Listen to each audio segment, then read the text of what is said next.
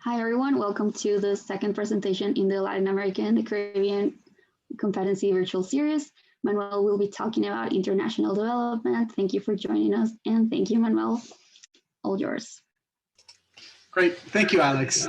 It's really a lot of fun to be able to present and talk about something that's that I've been involved in, not necessarily by design, but because, this is where life took me and opportunities arose and I pursued them. And fortunately, they led me back to where I am now at the Center for Latin American Studies. The other part of this is that if you know anything about me, I can talk forever. And I will limit my initial let's say intervention for the first 10-15 minutes, and then I will open it up. You can also ask questions throughout if there's something that really piques your interest. But basically, I just want to give you a glimpse and a sample as to what the idea is behind the presentation, and trying to share with you some of these experiences in a sense that in a way that may be useful for your own pursuit and for your career and future plans, and perhaps to assuage some fears as well. So I love my initial this title slide, because it does illustrate some of the breadth of the work that I've done since I left the University of Pittsburgh as a graduate student after my defense in 2006. So, I'll talk about all of this in a little more detail as we go forward. And, I titled the presentation Adventures in International Development, not because international development is necessarily full of adventure, which it can be, but because this has been an adventure for me. It is not at all what I expected to be doing for livelihood and for my income and for my sort of daily worries of when I went to grad school and when I went to my undergraduate degree. And, and just to give you an idea of the path that I followed, I'll be talking about that a little bit later. But what am I talking about when I say international development? In some circles, the term international development is not necessarily the most, when you really think about it, is not the most accurate way of basically representing the work that is done and the reasons why the work is done. The idea of development it can be a heavy concept, especially when you add, you also add some values that may be pejorative, or that could be in comparative terms less advantageous in the way we look at different countries, right? And so international development, setting aside the fact that international development as a term, is problematic, and we're not going to go down that road today. But what I'm talking about is the typical, economic development, human development, quality of life development, all of these weighing, let's say, an improvement or progress or more off as a better alternative to less off, right? So a larger economy is better than a smaller economy. More human development is better than less human development. Quality of life improvements, also more quality of life, it's better than less quality of life. But once again, all of these terms can also be filled with, why, who's judging, right? What quality of life is, and what is more fulfilling for somebody? Is it the same for everybody around the world? Does a larger, a more powerful and bustling economy mean more progress and improvement and better conditions and sort of adhering to people's aspirations than a smaller economy, right? So so you see that there's the part that I'm not going to go down very deeply into, but just assuming that this definition or this idea of international development, of the work that's done through either multilateral organizations, the World Bank or the International Finance Corporation or the Inter-American Development Bank, or any number of those alphabet soup banks and multilateral organizations that are, as the term indicates, banks. They're working more on the economic part, but then they're also thinking, I mean, the concept is that a stronger economy, a growth in economy, will pull the caboose of human development and quality of life along, right? So that's an assumption that's built into a lot of these organizations. And and to do them justice, there's a lot of really smart, dedicated, insightful people who work there, who have looked at this critically and think about their work critically, and actually, think of ways of how do you balance all these funds that are being invested or granted or lent to these banks, these multilateral banks, to run projects, right? All that money is actually making money for somebody else, even if the project itself is not necessarily a money-making enterprise, or is not is one that is built for profit, but it could be for a national improvement in infrastructure nationally in a particular country, right? So that money is not just given away and not expected back. There's a number of private banks and other banks who actually invest in these initiatives and expect some of their money back, if not most of it. And some of them lend it with the expectation of growth of some. It's as an investment. It's a lower yield investment, but is generally thought that these organizations, these banks, are good stewards of people's money. In other words, it's not just money given away. Some of it is, but not all of it. And so there's all sorts of actors and stakeholders involved in that. And so poverty reduction, right? We generally think we're of the same mindset that poverty is not a good thing, not necessarily because having less money is bad, but because of what the value that the poverty implies, right? Which is fewer resources than you need to thrive and survive and sustain your life, your livelihood in the way that you aspire to, right? So poverty reduction is a loable goal and is one that is taken seriously. But improvement in living conditions, right, where you don't have to be walking around untreated sewage, or in near malarial vector sites, or consuming water that is not healthy for you, or not enough water, right? So living conditions, right? And this part, which is the legacy of where all of this comes from, if you really notice who's benefiting, or who the countries that this development and these investments are focused on, it's formerly colonized countries. So that in itself is a tough idea to think about, right? That some of the countries who are the colonizers, or who, let's say, benefited from the colonization, and who started doing much better than everybody else and leaving everybody else behind, said, oh, wait a second, we may have some responsibility in the way that these countries we have benefited from have not moved on, and there's a lot of strife and misery, right? Including political issues, etc. But then there's also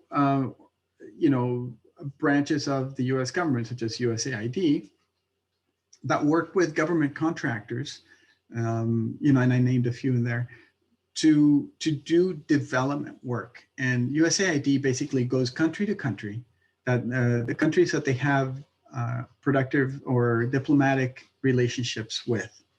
And they invest US government money in, let's say, buoying the conditions. And when you really think about the amount of money that USAID invests or um, you know, makes does uses for its work around the world, it's a pittance. It's a tiny amount. But for some of these countries, it's a significant investment, right? And so they go country to country and they say, okay, number one problem, there's not enough accessible clean water for people. Nutritional needs are tremendous. You have HIV/AIDS transmission rates that are well beyond what they should be because of, lack of campaigns or resources, or their primary education system is really dilapidated. So there's that gets in the way of the secondary and the tertiary systems success, right? So that's the way USAID looks at country to country, and they have experts and people who do circulate every couple of years through different countries around the world, and they have a comparative perspective, and these are well-meaning, good people, but they are government employees, and they can only sort of spend a certain amount of time in each country.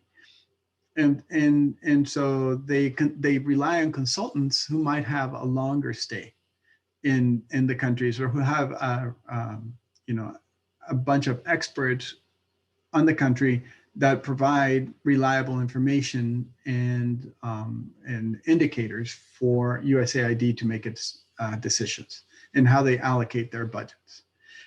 And then, there's local NGOs, right? The non-governmental organizations all over the world, and they're constituted in different ways. And it depends on each government how, who they allow. Some of them are totally open and free. Some of them are, some NGOs are seen as the opposition or the adversaries of local governments. And so that's also a role that, NGOs can play with different levels of effectiveness in different countries. And USAID, ever since the Iraq war, and everything that happened after essentially September 11th of 2001, the US government decided to really focus a huge proportion of their annual budget for international aid and support and development on countries in the region, Iraq and Afghanistan and Syria and Lebanon, and trying to stabilize that region. And they started sort of pulling away from countries that are also that benefit from this sort of intervention and work, and who are still in need, right? So basically, the whole American hemisphere lost out with the war, and local NGOs started playing a larger role, because now they bid for contracts from U.S. government, but basically they were doing the work that just the lower numbers of personnel in each country could no longer do USAID. And so how did I end up in that world, right? And basically I had not the most traditional career path, let's say. I started as an electronic engineer, and at West Point, the United States Military Academy, and that was my first year of college. And within a few months, I realized that I was not thriving or happy. And so after my first year, I left. I basically decided it was not for me. The first half of the year was fantastic. I went for vacation. I saw what all my friends from high school were doing, and what you know, how much I missed my family because I hadn't seen them basically from July 1st until December 22nd. And once I got back after vacation, in those days, you only got 2 weeks of vacation the whole year. Um, when I got back, I realized how much that part of my life I was missing and how much it meant to me. And it may have been very well also that I was young. I was barely turned 18, and I was not ready to make a 9-year commitment to my future yet, especially when all this other fun stuff was going on that I could not participate in. Right? You should know that I've always been a fan of music of all sorts. And I even played in a rock and roll band. And some of you may even have seen some of the links that were shared last year about some of the shows for my band in Boston. So you can see how that part might not have played so well at West Point, even though there are musicians there, but definitely not the alternative and punk rock music kind of guys who wanted to play in clubs all the time, which was another thing that I still wanted to do. So I wanted to do all these things in life, right? And I wanted to do them all at the same time, as so many young people want to. And I didn't have the patience, and I didn't think that that the best use of my energy was at West Point. So I left. And then, you know, I started school, or I continued as an electronic engineer. And then electronic theory got in the way of my electronic engineering. I just could not get it in my head for you know, I could do the equations, I could get the problems done, but I just could not visualize it. So I switched to mechanical engineering. And then after about a year, after 3 semesters, I just said, you know what? I need to be a punk rock musician. So I dropped out of school and I became a punk rock musician for about 6 or 7 years. And once I figured out that my band was not going very many places, even though we had some limited success and we could have struggled for a number of years, you know, as so many bands do, I also realized maybe now I know what I want to do.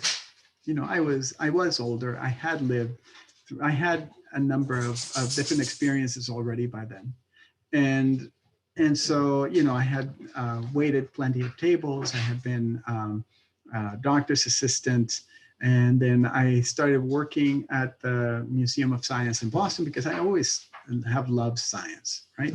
And I've started volunteering for a program that was focused on second graders from the public school system in Boston.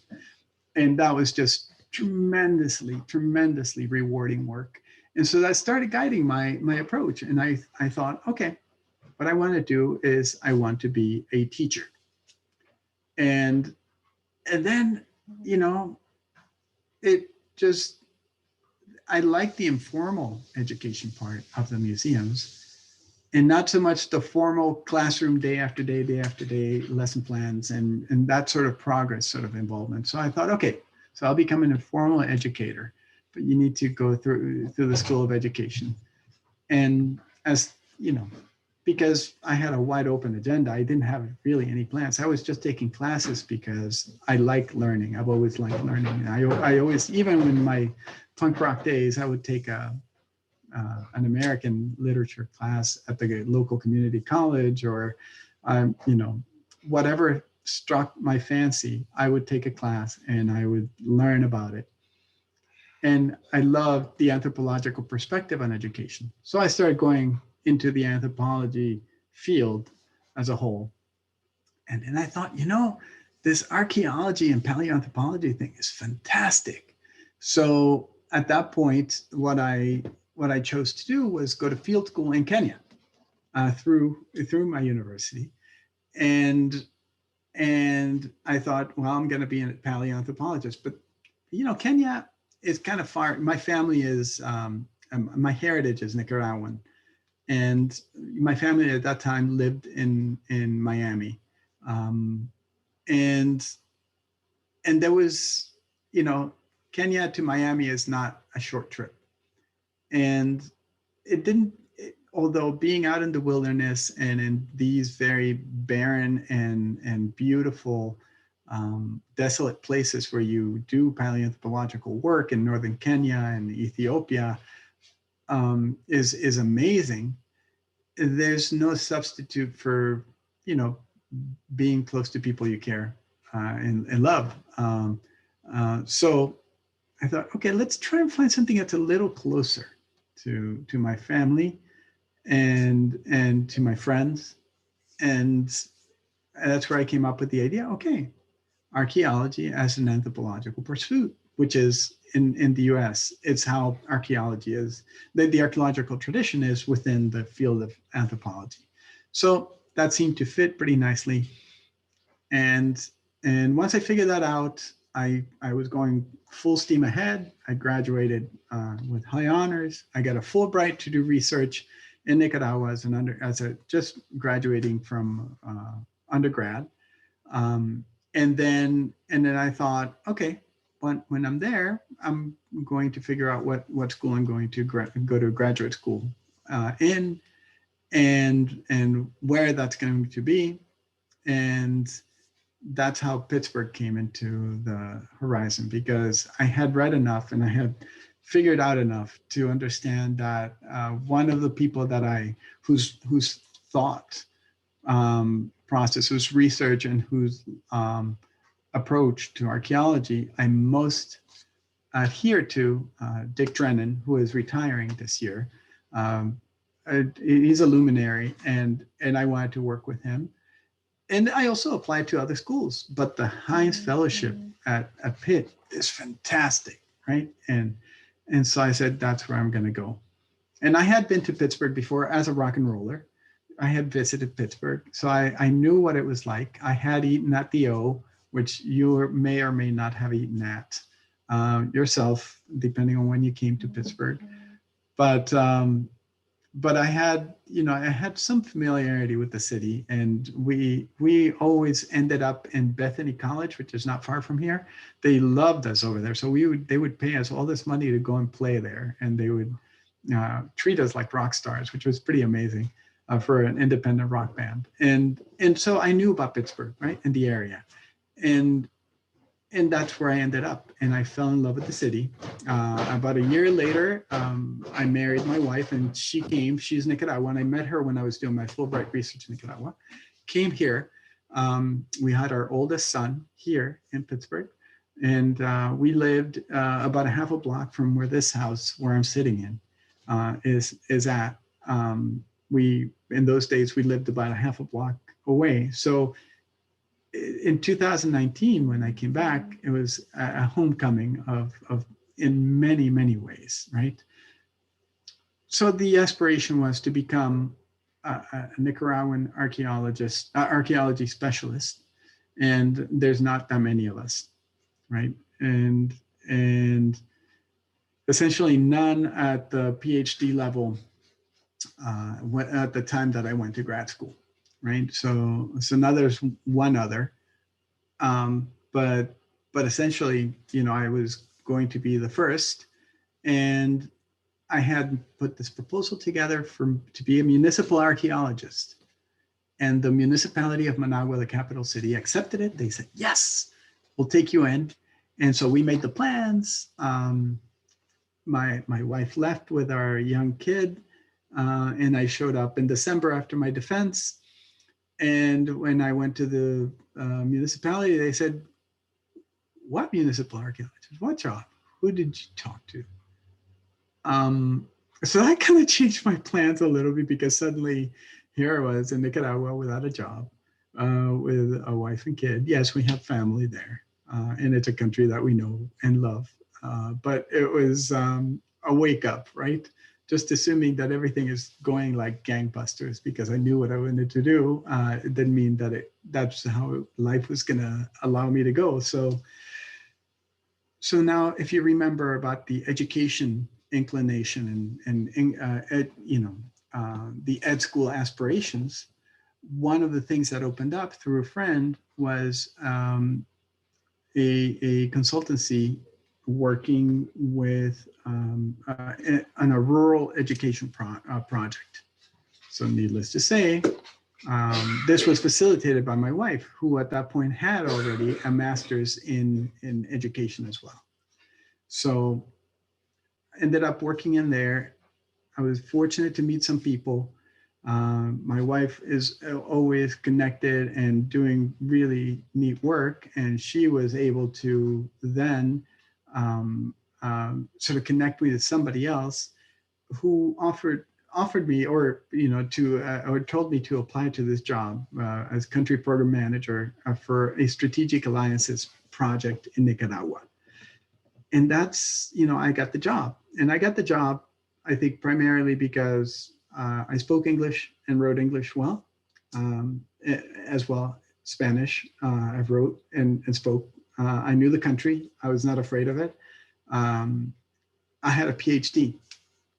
And even though it was in archaeology, they just took that as an important qualification for me to have.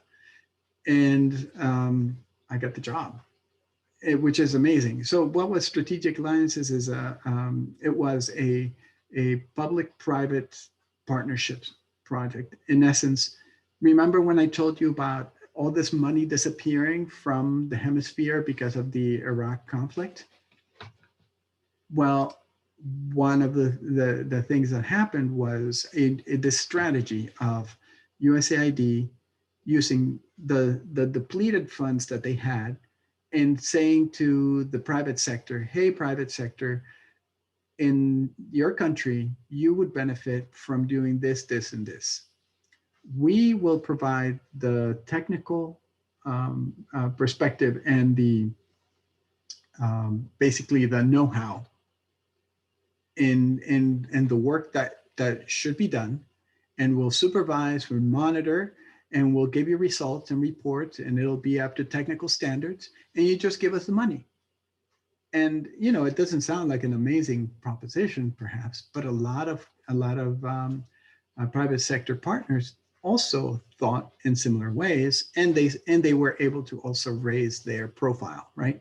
Because they were doing good stuff. It was a better version of what is called corporate social responsibility, because it wasn't just giving away backpacks and shoes and books, but it was actually training teachers and improving water systems and working on HIV/AIDS prevention.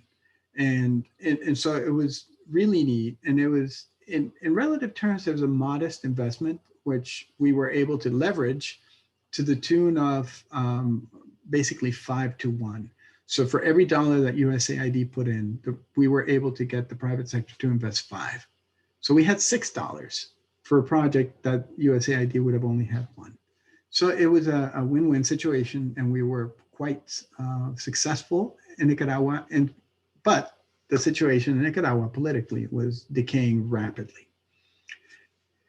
And my wife and I were in agreement that was not necessarily the place where we wanted our kids to grow up, because at that point we already had a second boy, and so we looked for alternatives. And the same company, the same contractor, U.S. Government contractor, RTI International, had a similar project but much bigger in Guatemala.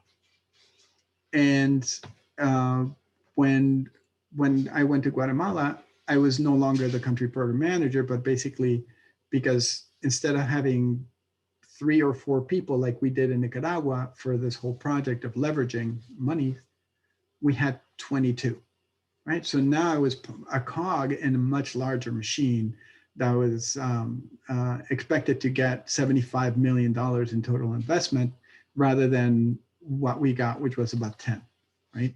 So it's a much larger project in a much more complicated country in those terms, not politically. Politically, Nicaragua is very complicated, but Guatemala, just in terms of its legacy, in terms of social relations, in terms of issues of racism and discrimination, and basically the fact that you have a majority population that is self-identifying as indigenous, but they are oppressed.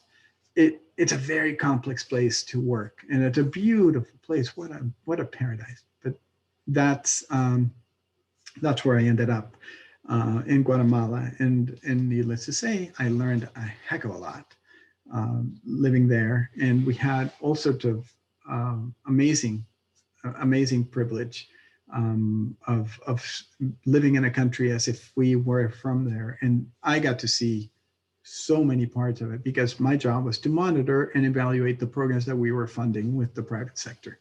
And so it was awesome because I learned a lot about education, about disaster relief, about water, about nutrition, about maternal child health, tertiary education, small grants. I mean, I learned so much. And when that in between, I had a brief hiatus between Nicaragua and Guatemala.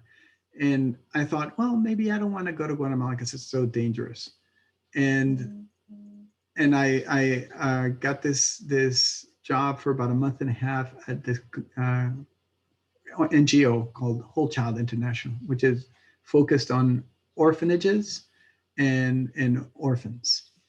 And it's a fantastic organization, but it just broke my heart. And it just really was not for me. It just was not. It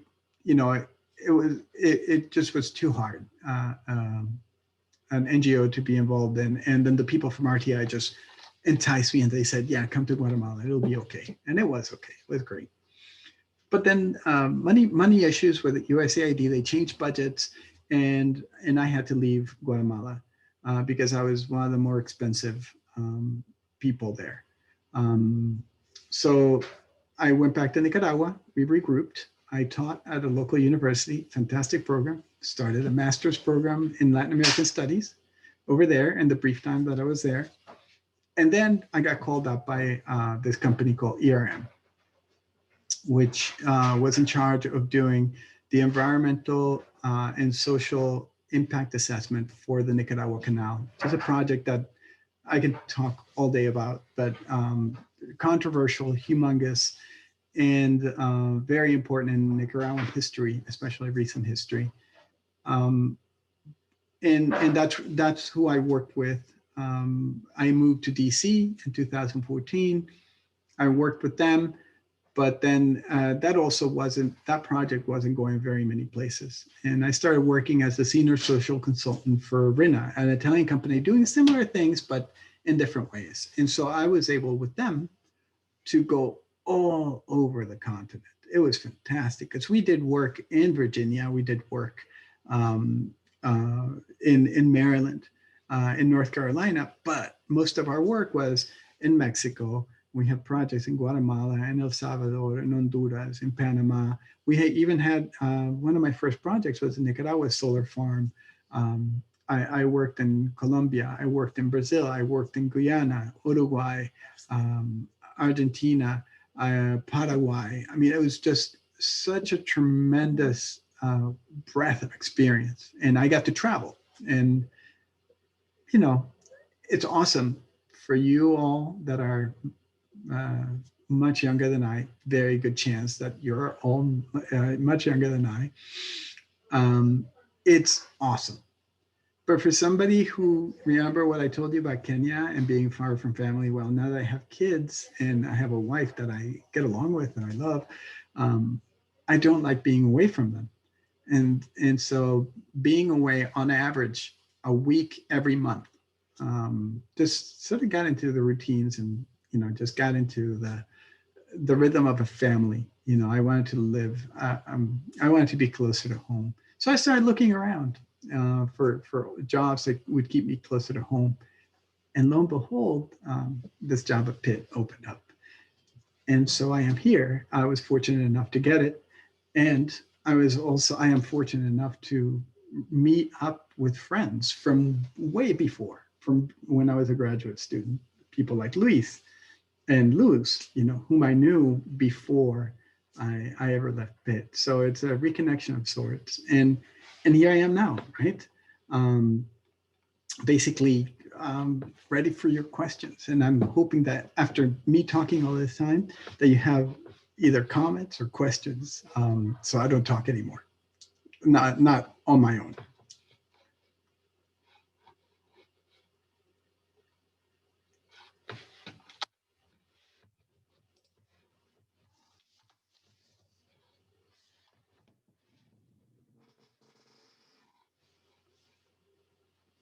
That's a nice slide, isn't it?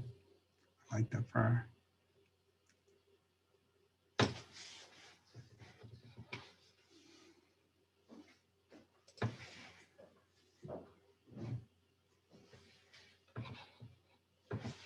All right. So Oriana is related to you, Alex? Yeah, she's my sister. And should I put her on the spot? Maybe, I don't know. I think, oh, Killen on the chat. What do you think was the most formative step in your career?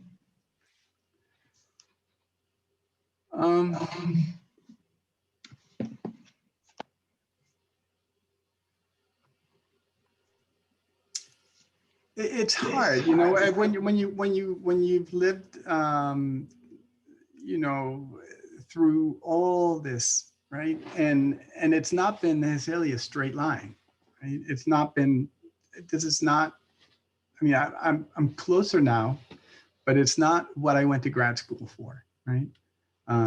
Here I had these aspirations of becoming a scholar that could actually translate and make research or the importance of the work I did very evident to people, to everybody, not just the specialists, not just the researchers, not just other archaeologists or Central American archaeologists or Nicaraguan archaeologists.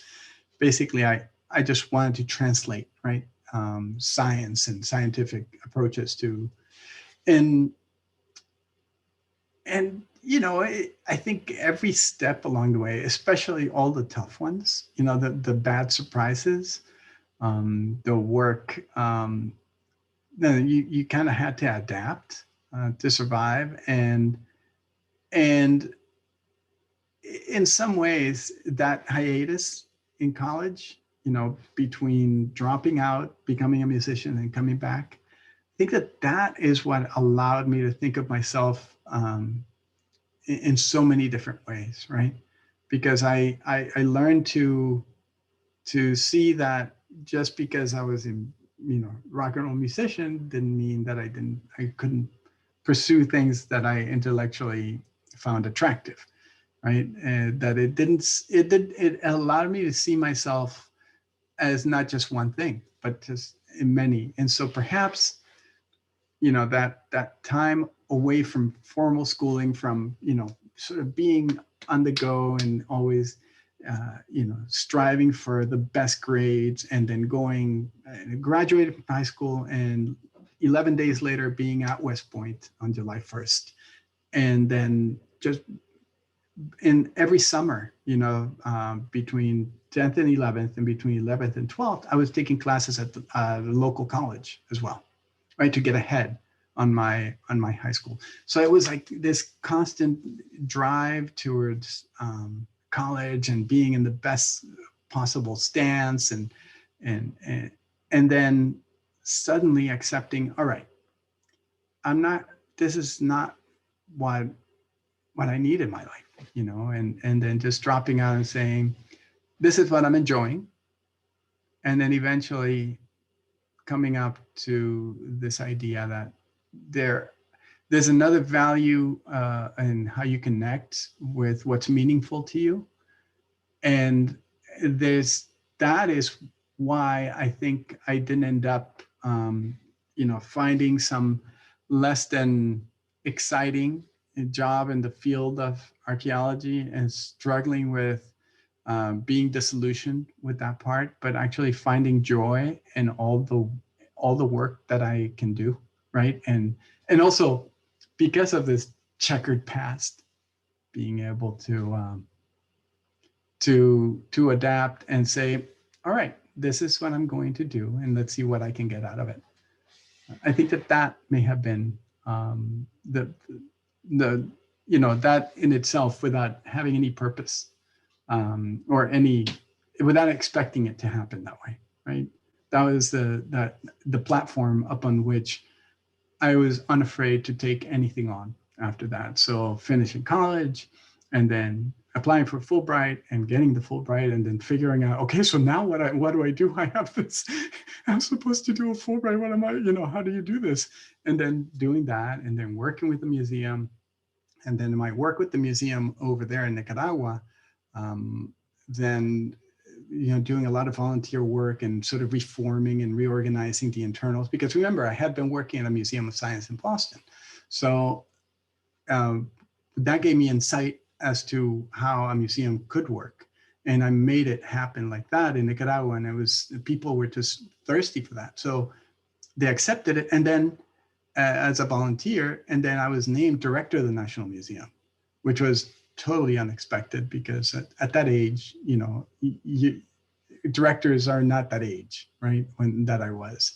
And so, and when they offered it to me, it was, my knees buckled, but then I thought, let's try it and see what happens. And then, it's that period where I actually got to know myself, got to know the things that really called my that had my inclinations, right? And then being unafraid to pursue that, even though, there's risk, there's always risks and there's always a chance of failure. And then not being afraid of that, having a certain, the drive to say, all right, we'll try something else. There's always something that we could do. I think that was it, that hiatus that was not on purpose, a formative step for me. In international development, as Oriana asks, I think, like I was just saying, what are you personally inclined to do, right?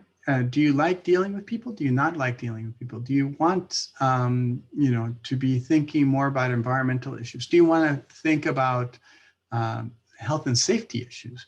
Do you want to think about medical issues? Do you want to think about numbers? Because there's plenty of money going around that needs to be worked with, right? And followed on. And then there's all the evaluation work and all the monitoring work.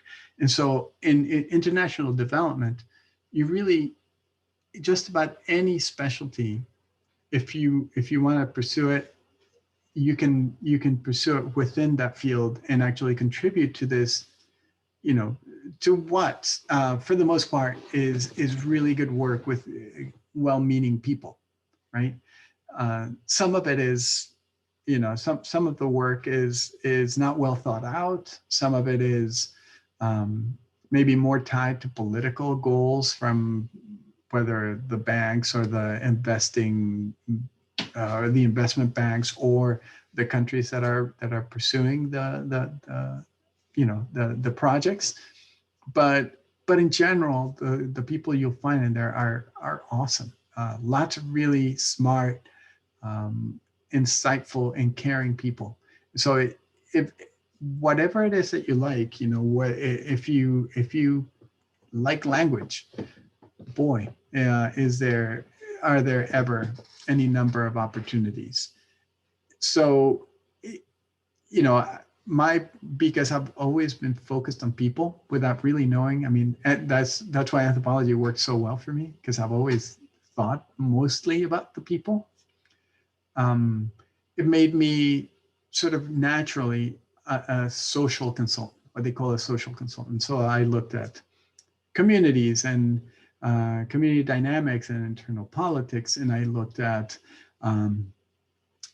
sort of livelihoods and living conditions, aspirations, all of that stuff had to be taken into account when you were promoting or you were working on a particular project. So whether it was this huge canal that was supposed to be drilled right through the middle of Nicaragua from one side to the other, one coast to the other, or if it's a solar, a solar plant in the middle of Mexico, right?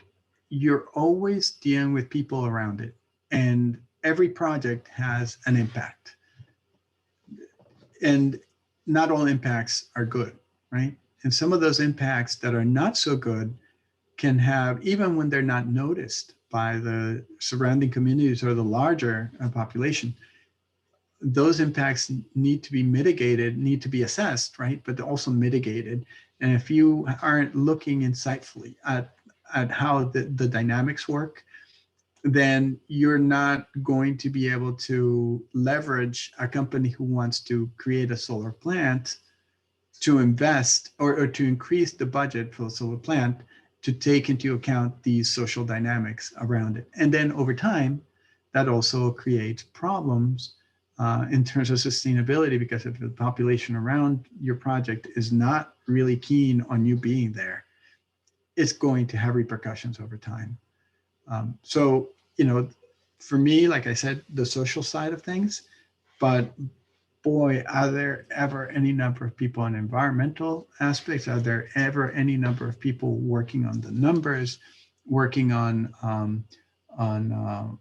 what do you call it, legal frameworks and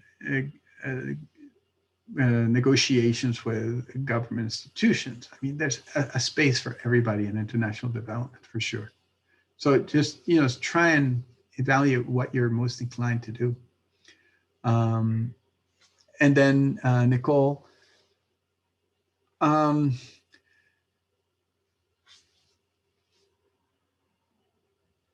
guess, you know, I'm not the best testimonial for being able to do archaeology anywhere. Because after devoting 15 years of my life to archaeology, basically I stopped doing field until I worked for ERM, right? I was the cultural heritage guy. So I had 29 people who were working in my team that I was running and I was directing, and I was telling, you know, deciding on strategies for surveys and potential excavations, et cetera. That was, you know, but in between that, there were 8 years where I had no archaeology work, no field work anyway, just a couple of articles. And so it, you know, in terms of organizations, and this is not going to sound so awesome, perhaps, or spectacular, but the cultural heritage consulting companies are a great place to get you lots of good experience, to get you to see the field work. And yeah, you'd end up creating a lot of gray literature, right? A lot of reports that few people are going to be reading and that don't necessarily go at what's really exciting about archaeology and anthropology, right? But go more at, this is what's here. This is where it is. This is the time it's from. And now when you do this project, this is how you mitigate the actions of the project, right? So, but I would not, I would in fact encourage you to think about, especially those companies that are doing international cultural heritage work, because these are great opportunities. They tend to pay much better and much steadier than, let's say, an NSF project or you know, a proposal, which you should always go for. But these are sort of steady income companies that will allow you to experience a lot of the lows and some of the highs of archaeology, and then you have a better platform to make your decisions as to where you go from there. But I would not give them short shrift at all. Having worked for a couple of companies that do that, and in my last job before coming to PIT, I was not the archaeology guy, but for the whole company, I was the archaeology guy. So the people in Italy, the people in Egypt, the people doing projects all over, they were knocking on my door asking me about my archaeological expertise, even though my work was really social, you know, social assessments. But I was the only archaeology guy in the whole company. So it worked out as well. I mean, it wasn't as exciting as being able to do the field work and all that good stuff. but so it goes. So hopefully, Nicole, that is helpful in some way. Um, and then Mira, well, and if you haven't, I mean, I'm sure you have already. I mean, everything you do and every day of your life impacts how sort of built upon how you see the world. Um, but I have to say that all the traveling, and especially from the angle of that privilege that I got as a consultant, where I would go to a particular place and assess a situation, especially focused on people, on a community, on a region, on um, sometimes for the smaller projects, I was also an environmental auditor, right? So I would check against standards what things were being done properly. So like health and safety. For the smaller projects, we tended to have people who could do it all. And, I was confident enough to do it all, having learned along the way what were some of the important things to look at. And so yeah, I had the chutzpah to say that for the smaller projects, but they tended to be less complicated, right? The impacts were lower, and so the stakes were lower as well. And I would say that having that luxury of that privilege of showing up somewhere and seeing a community's condition and reflecting upon it and interviewing people and understanding what their lives were like in the face of significant investment coming near, potentially affecting them, and in ways that they may or may not have understood, or that would not understand for a while, or just being biased because of the experience of another community elsewhere with a similar project, right? So there's that as well, where I ended up in conflictive situations, not because of the work that was being done or what I was doing or what I was saying, but because of the experience of other people that they knew about not far from there in a similar project.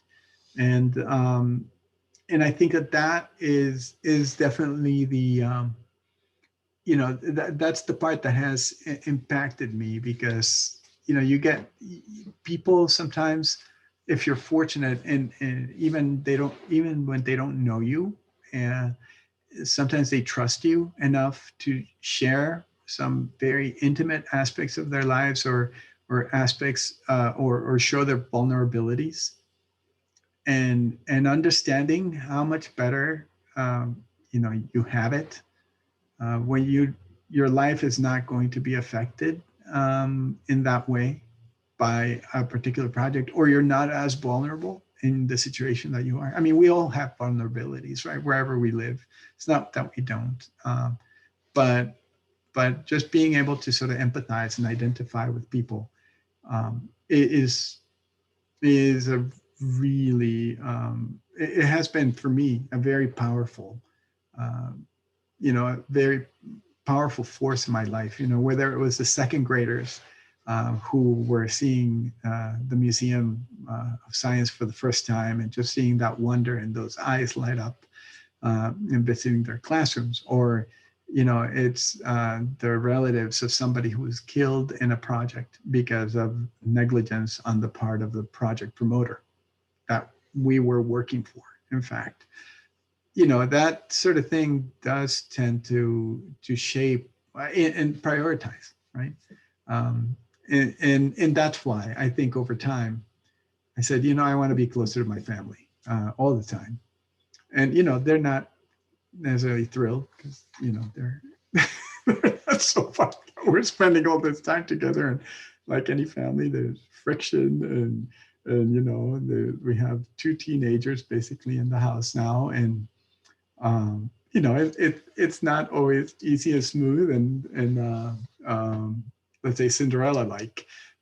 But this is what I signed up for when I got married, and we decided to have kids, and we wanted to have a family, and I wanted to be around them, and I wanted to see all those moments of difficulty and controversy and challenge, and all the moments of triumph and growth and joy that's really what I signed up for. So I think having traveled so much through this continent and throughout, and being uh, involved in oil platform work, which is really dangerous, and it puts your life in perspective, and makes you see how fortunate you are that that's not what you have, where you have to live and what you have to do every day.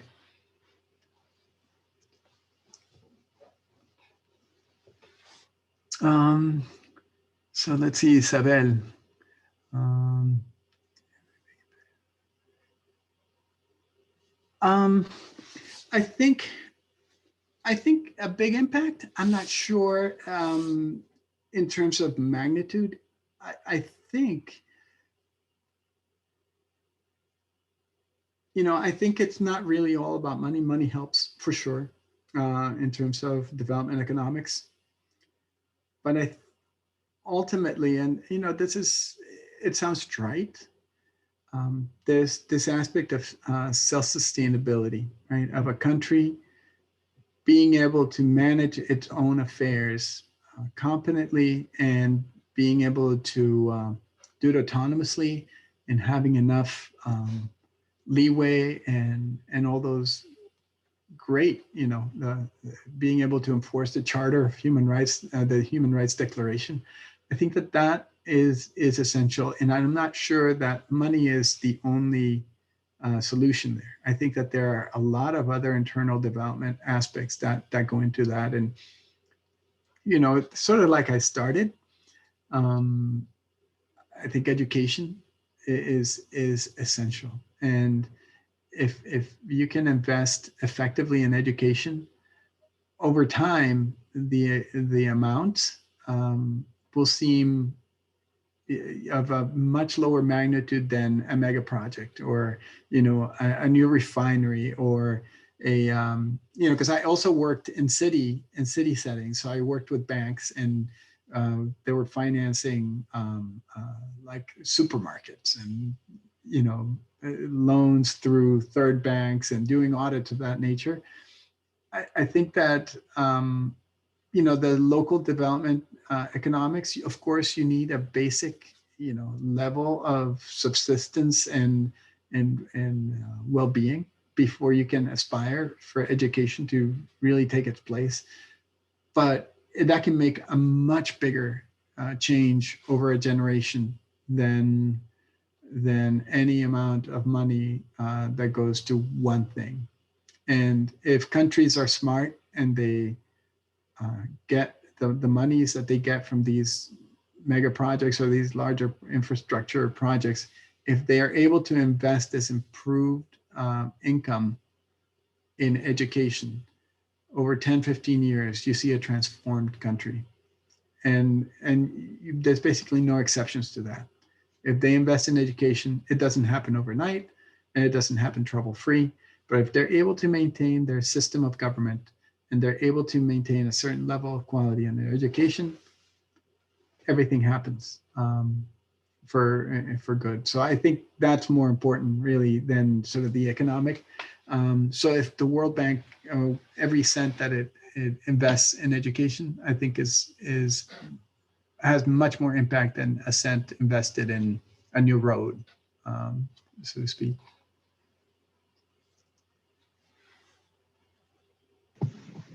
Thank you so much, Manuel, for such a great presentation. And before everyone leaves, this Friday, the Panoramas interns are hosting a roundtable with some students in the university in Mexico. So if you want to check it out, it's going to be super interesting. I posted a link on the chat. Do you want me to show the QR code? Yeah, sure. If anyone needs it. Yeah. So I'll just go to that. And there we go. All right. Well, thank you very much. Yeah, I did live up to my billing. I can talk forever, but thank you very much. I hope it's in some way useful to you. It's been my pleasure.